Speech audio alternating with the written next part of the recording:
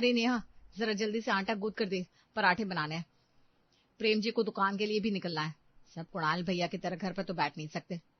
हाँ बेटा, ये तो सही बोल रही है। हमारा छोटा बेटा तो जैसे राजा बाबू है, सारा दिन सिर्फ घूमता रहता है, पता नहीं कब सुधरेगा। मम्मी जी, कल्पना भाभी, आप लोग ऐसे ताने क्यों मार रहे हैं? कुणाल जी कोशिश तो करते हैं ना काम की। अब उन्हें जो काम समझ में आएगा वही करेंगे। अरे भाई, एक तो कुणाल भैया कुछ काम करते नहीं, ऊपर से हम चुप ही रहे। अब तू ही देख नेहा, प्रेम जी सुबह से दुकान चले जाते हैं, शाम तक पसीना बहाते हैं, और कुणाल भैया अभी तक सोकर भी उठे नहीं होंगे ना? अरे सोकर तो उठ गया होगा, लेकिन कोई काम धाम नहीं करने वाला वो। अरे कुछ काम नहीं तो दुकान जाकर प्रेम का हाथ ही बटा दे, दोनों भाई साथ में मिलकर काम करे तो अच्छा ही है। हाँ मम्मी जी, पर क्या कर सकते हैं, कुणाल भैया को तो ये बिजनेस पसंद नहीं है। कहते हैं कुछ अलग करूंगा, पर कब करेंगे ये पता नहीं है। आप लोग तो हमेशा यही बातें करते हैं, जरा कभी उनकी अच्छाई भी देख लीजिए। अरे वो घर का कितना काम कर देते हैं आप लोगों का, राशन लाना, बिट्टू को स्कूल छोड़ना, सब्जी लेकर देना, और अगर कुछ भी बाहर का काम हो तो वही तो करते हैं। अब जब कोई आमदनी नहीं है, निठल्ले की तरह घर पर रहना है, तो ये सब तो करना ही है ना। कल्पना और सावित्री के ताने से नेहा को बहुत तकलीफ होती थी, पर वो कहती भी क्या, कुणाल सच में कुछ नहीं कमाता था। उसे खोज थी अपने मन लायक काम की। रसोई में इसी तरह खट्टी मीठी बातों के साथ दोनों बहुओं ने मिलकर नाश्ता बनाया और टेबल पर लगा दिया। थोड़ी देर में सभी लोग नाश्ता करने टेबल पर आ गए। तभी प्रेम कुणाल को देखकर कहता है, उठ गए साहबजादे? अब उठ गए हो तो नाश्ता करके तैयार होकर दुकान चलो मेरे साथ। आज से मेरे साथ काम करना, बहुत हो गई तुम्हारी मर्जी। भैया मैं दुकान नहीं आऊंगा, मुझे दुकान में बैठना बिल्कुल पसंद नहीं है। अरे तो क्या जिंदगी भर हम तुम्हें बिठा कर खिलाए?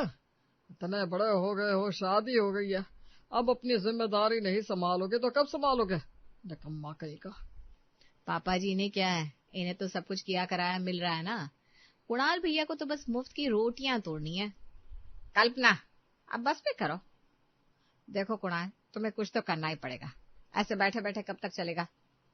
तो मैं भी तो कुछ करना चाहता हूँ माँ, बस उसी के लिए सोच रहा हूँ। पापा भैया, मैं एक रेस्टोरेंट या रिजॉर्ट स्टार्ट करना चाहता हूँ। अरे तेरे सिर्फ बोल देने से हो जाएगा क्या? तुझे कुछ नॉलेज भी है? तुझे कुछ करना धरना है नहीं, फालतू में बकवास किए जा रहे। रहने दे, हमें शांति से नाश्ता करने दे, उसके बाद हमें काम पर भी जाना है। पापा मैं सोच रहा था, मैं कुछ दिन के लिए गांव हुआ हूँ, शहर से ज्यादा दूर भी नहीं है अपना गांव, पर वहां पर शांति बहुत है, वहीं कुछ कर लूंगा। अच्छा, और गांव जाकर क्या करोगे? वहां पड़ी पुरानी सी बैलगाड़ी चलाओगे या फिर खेतों में फसल उगाओगे? ये कहकर प्रेम हंसने लगता है। प्रेम की बातें सुनकर घर के बाकी सभी लोग भी पीछे पीछे हंस पड़ते हैं। कुणाल अब चुप हो जाता है। कोई जरूरत नहीं है गांव जाने की, यहाँ रहो और जल्दी ही कोई काम ढूंढो अपने लिए। हम तुम्हारा खर्चा नहीं उठा सकते ज्यादा दिन तक। चलो प्रेम, दुकान का टाइम हो गया है। हाँ पापा चलिए, बस मेरा नाश्ता भी कंप्लीट है, मैं गाड़ी निकालता हूँ, आप बाहर आ जाइए। ये कहकर प्रेम चला गया और ओमकार जी भी दुकान के लिए निकल गए और कुणाल अपने कमरे में बैठा कुछ सोच रहा था। तभी नेहा उसके पास आई और कहा, कुणाल जी, आप फिर सोच में डूब गए? नेहा, तुम्हें भी मेरी वजह से बहुत सुनना पड़ता है ना, मुझे सब पता है। मम्मी और भाभी तुम्हें बहुत ताने देती हैं। हाँ, सुनना तो पड़ता है, पर मैं जानती हूँ कि आप निकम्मे नहीं है, बस अभी तक आपको अपना रास्ता नहीं मिला। हाँ, पर घर वाले हैं कि समझती ही नहीं है। बाकियों को छोड़ो, मेरे मम्मी पापा भी मुझे नकारा समझते हैं। पर कुणाल जी, सच बोलो तो घर वाले भी गलत तो नहीं कहते। अब जिम्मेदारी तो उठानी ही पड़ेगी, कितने दिन तक ऐसे ही चलेगा? आपको अपना और मेरा खर्चा तो उठाना चाहिए ना। हाँ मैं मानता हूँ, इसीलिए तो उनसे कुछ कहता नहीं। और नेहा, मैं सपने देखना बंद नहीं करूंगा। देखो आजकल लोग कितने अलग अलग कॉन्सेप्ट के रेस्टोरेंट खोल रहे हैं। कहीं विलेज थीम वाला ढाबा है जहाँ लोग चारपाई पर बैठकर मिट्टी के बर्तनों में खाना खाते हैं, कहीं फार्म हाउस कैफे है जहाँ बगल में हरा भरा खेत और बच्चों के लिए झूले लगे होते हैं, कहीं एंटीक थीम वाला रेस्टोरेंट है जहाँ पुरानी चीजें सजाई जाती है, पुरानी लालटेन, तांबे के ग्लास, पुराने पेंटिंग, और लोग उसे देखकर फोटो खींचते नहीं थकते। हाँ सही कह रहे हैं आप, मैंने भी सोशल मीडिया पर देखा है, लोग तो फोटो खींचते हैं और अलग माहौल का मजा लेने के लिए खूब पैसा खर्च करते हैं। आजकल ये सब ट्रेंड में है। हाँ, बस मैं भी कुछ ऐसे ही करना चाहता हूँ, पर कैसे करूँ, इसके लिए मुझे थोड़े पैसे भी तो लगेंगे। आप पापा जी से बात करके देखिए ना, शायद कोई रास्ता निकल आए। अरे मैंने उनसे एक बार कहा तो था, पर हमेशा की तरह उनको मेरे आइडियाज बकवास ही लगे। पर तुम टेंशन मत लो, मैं कुछ रास्ता निकाल ही लूंगा। पर करूंगा तो अपने मन की। ठीक है, आप जाइए बाजार से थोड़ा सामान ला दीजिए। मम्मी जी ने ये लिस्ट दी है और सामान लाने को कहा है। ठीक है, लेकर आता हूँ। कुणाल बाजार चला गया। ये रोज का था। अब कुणाल और नेहा को इसकी आदत लग चुकी थी। सब कुछ ऐसे ही चल रहा था। एक दिन शाम को ओमकार और प्रेम दुकान से लौटे। उनके चेहरे लटके हुए थे। उन्हें देखकर सावित्री ने पूछा, अरे आप दोनों इतने उदास क्यों दिख रहे हैं? दुकान पर सब ठीक है ना? क्या ठीक है, सब गड़बड़ हो गया। दुकान की हालत ठीक नहीं है। पता नहीं हमें किसकी नजर लग गई है। पापा जी आप ऐसा क्यों बोल रहे हैं? साफ साफ बताइए क्या बात है। अब क्या बताए, दुकान में चोरी हो गई है। जितना भी सामान था, कैश था, सब चोरी हो गया। और ऊपर से महाजन भी सिर पर सवार है। अरे ये सब कैसे हो गया? अपनी दुकान तो पक्की है, लॉक भी अच्छा है, फिर चोर घुसे कैसे? अरे मम्मी, हमारे दुकान का स्टाफ गलती से लॉक लगाना भूल गया। बस चोर तो सेंध लगाए बैठे थे। लाखों का नुकसान हो गया। दुकान पहले से ही लॉस में चल रही थी, ऊपर से चोरी। अब सब कैसे संभालेंगे? जितना संभाल सकते थे उतना किया, लेकिन अब हालात हाथ से निकल रहे हैं। उधारी का पैसा डूब गया, लोग वापस करने को तैयार नहीं, और हमें कर्ज लेकर माल मंगाना पड़ रहा है। आज पूरा दिन दुकान में बैठा यही सोचता रहा, कैसे चुकाएंगे इतना पैसा। शायद दुकान बंद करनी पड़े। अरे पर दुकान बंद हो गई तो घर कैसे चलेगा? हम सब क्या खाएंगे, कैसे रहेंगे? हमसे जितना हो सकता था हमने कोशिश की है, अब आगे कर भी क्या सकते हैं। प्रेम की बातें सुनकर घर में सभी टेंशन में आ गए थे। बिना मन के सभी ने रात का खाना खाया और सो गए। अगले दिन सभी नाश्ते के टेबल पर बैठे थे, तभी घर की लैंडलाइन पर रिंग हुई। कल्पना ने फोन उठाया। अरे इतनी सुबह सुबह कौन फोन कर रहा है? हेलो, हाँ जी, कौन बोल रहे हैं? बेटा, तेरे पापा जी से बात करवा दे जरा। मैं संदीप गोयल बोल रही हूँ। पापा जी आपके लिए फोन है, कोई संदीप गोयल जी हैं। कल्पना की आवाज सुनकर ओमकार जी फोन के पास आते हैं और फोन हाथ में लेकर कहते हैं, हाँ जी गोयल जी, कहिए। क्या कहिए, कहने सुनने का टाइम कौन ही है ओमकार जी। जो उधार लिया था उसका टाइम बहुत पहले निकल चुका है। अब हर बार थोड़ा टाइम दो बोलकर टालते जा रहे हो। अरे गोयल जी, समझो हालात है। बाजार ही इतना मंदा चल रहा है, दुकान पर सामान चोरी हो गया है, बिक्री हो नहीं रही। थोड़ा टाइम और दे दीजिए, सब ठीक कर देंगे। ना ओमकार जी ना, अब बिल्कुल ना मानूंगा। हफ्ते भर के अंदर मारे को पूरा पैसा चाहिए, वरना मैं दुकान पर ताला लगवा दूंगा। और सुन लो, बकाया रकम वसूलने के लिए कोर्ट कचहरी जाने से पीछे ना हटूंगा। थोड़ा तो समझने की कोशिश कीजिए गोयल जी, हम भी तो सालों से आपके साथ बिजनेस कर रहे हैं। थोड़ा तो भरोसा रखिए। भरोसा? भरोसे पर हमारा धंधा कौन ही चलता। मन ने सिर्फ पिस्सा चाहिए। 1 हफ्ते में रकम लेकर आओ, वरना समझ लो सब कुछ खत्म। संदीप गोयल ने फोन रख दिया। ओमकार जी उदास होकर पास लगे सोफे पर बैठ गए। तभी प्रेम ने पूछा, क्या हुआ पापा? संदीप अंकल ने क्या कहा? बोले अगर हफ्ते भर में पैसा नहीं दिया तो दुकान में ताला लगा देंगे, ताला डाल देंगे हमारी बरसों की इज्जत पर भी। हाय राम, ये क्या दिन देखने पड़ रहे हैं हमें। अब घर कैसे चलेगा? मम्मी हम बर्बाद हो गए, अब कुछ नहीं हो सकता। मैं कोई नौकरी ढूंढने की कोशिश करूंगा। ये सब उसी निकम्मे कुणाल की वजह से हुआ है। अगर दोनों भाई मिलकर काम करते तो आज ये दिन देखना नहीं पड़ता। भाभी हर बात पर कुणाल जी को तो मत घसीटो। अगर बिजनेस में लॉस हुआ है तो इसमें कुणाल जी का क्या कसूर? कुणाल भी अगर आज कुछ कर रहा होता तो हिम्मत बनी रहती, पर नहीं। साहबजादे को तो सिर्फ बड़े बड़े सपने देखना है। अरे बस करो, पहले ही सिर फटा जा रहा है। अब बताओ कहाँ से आएंगे पैसे? ये आपस में लड़ने का टाइम नहीं है। हे भगवान, हमारे परिवार पर ये कैसी आफत डाल दी। अब क्या होगा? घर का माहौल बिल्कुल भारी हो गया।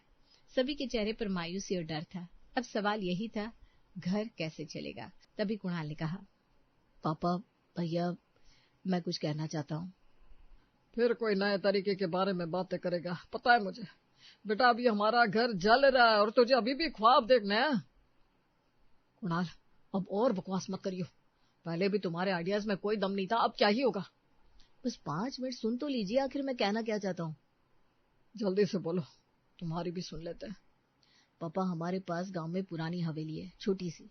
वहां बैलगाड़ी है, पुरानी 4 पहिया है, मिट्टी के बर्तन है, लालटेन, तांबे की गिलास, पुरानी पेंटिंग और भी बहुत कुछ है। लोग आजकल यही ढूंढ रहे हैं, विलेज एक्सपीरियंस। क्यों ना हम वहां एक रिसोर्ट बना दे? अरे वाह, अब लोग आकर हमारी बैलगाड़ी पर चढ़ेंगे और ताली बजाएंगे और मिट्टी के बर्तन देखेंगे। ये भी कोई आइडिया है? बिल्कुल बेकार। बेटा ये टाइम मजाक का नहीं है, हमें कर्ज उतारना है। ये गांव के सामान और बैलगाड़ी से कुछ नहीं होगा। रेस्टोरेंट या रिसोर्ट बनाना कोई खेल नहीं है, लाखों लगते उसमें। कहाँ से लाएगा इतना पैसा? मैं लोन लूंगा। मेरा एक दोस्त है जो बैंक में है, वही गाइड करेगा। सोचिए हम अपने गांव को थीम बनाकर रिसोर्ट खोलें। लोग आएंगे बैलगाड़ी की सवारी करने, मिट्टी के बर्तन में खाना खाने, लालटेन की रोशनी में रात बिताने। सोशल मीडिया पर लोग पागल हो जाते हैं ऐसे कॉन्सेप्ट पर। अरे बस, नहीं सुननी मुझे ये बकवास। तेरा ना दिमाग खराब हो गया है। बिल्कुल, दुकान डूबी पड़ी है और जनाब को बैलगाड़ी से करोड़पति बनना है। हाँ भैया, खूब सपने देखिए, क्योंकि सपने तो फ्री के होते हैं ना। आपसे और उम्मीद भी क्या की जा सकती है। मैं आप सबको 6 महीने के अंदर ही इस पुराने सामान से और गांव की हवेली से और उस टूटी बैलगाड़ी से बहुत कुछ करके दिखाऊंगा, ये वादा है मेरा। कुणाल ने सबसे ऐसा कहा और घर से निकल गया। वो अपने दोस्त के पास पहुंचा जो बैंक में काम करता था। ओए कुणाल, यार आज बड़े दिन बाद दोस्त की याद आ गई। अरे अरमान, मुझे कुछ काम था तुझसे, इसीलिए आया हूँ। हाँ बोलना, क्या काम था? भाई मुझे लोन चाहिए, मुझे बिजनेस करना है। लोन? पर तेरे घर वाले ही तुझे पैसे दे देंगे। तुम्हारे यहाँ पैसे की कोई कमी थोड़ी ना है, तुझे लोन की क्या जरूरत है? हाँ, पर अब सब बदल गया है। घर की दुकान डूब चुकी है, सब मुझे निकम्मा समझते हैं, इसलिए मुझे कोई हेल्प नहीं मिलेगी। लेकिन मैंने सोच लिया है कि गांव में अपना एक थीम रिसोर्ट खोलूंगा। Theme resort? जरा डिटेल में बताना। देख, हमारे गांव में सब कुछ है, पुराना घर, बैलगाड़ी, खेत, तालाब। बस जरूरत है तो उसे थोड़ा सा सजाने की, मरम्मत की, कलरफुल बनाने की, ताकि लोग अट्रैक्ट हो। लोगों को आजकल विलेज एक्सपीरियंस चाहिए। बैलगाड़ी की सवारी, मिट्टी के तंदूर में बना खाना, रात को लालटेन की रोशनी, फोक म्यूजिक और बच्चों के लिए झूले और बैलगाड़ी की फोटोशूट। मैं गांव को ही ब्रांड बना दूंगा। भाई ये तो कमाल का कॉन्सेप्ट है। मैंने देखा है इंस्टाग्राम पर लोग ऐसे ढाबों और फार्म हाउस कैफे पर टूट पड़ते हैं। गांव की कल्चर को देखने के लिए भीड़ लग जाती है। बस वही। सोशल मीडिया इन्फ्लुएंसर बुलाऊंगा, वो पोस्ट डालेंगे, लोग आएंगे। बस तो लोन पास करा दे यार। ठीक है, तू टेंशन ना ले, तेरा लोन जल्दी पास करवा दूंगा। तू बस अब काम पर लग जा। थैंक यू यार, बस मेरा ये काम जल्दी से करवा दे। अच्छा, मैं चलता हूँ, बहुत काम बाकी है। अरमान से बात करके कुणाल घर आया और अपनी पैकिंग करने लगा। नेहा ने कुणाल को पैकिंग करते देखा तो कहा, आप कहाँ जा रहे हैं कुणाल जी? अरमान ने कहा कि मुझे जल्दी ही लोन मिल जाएगा।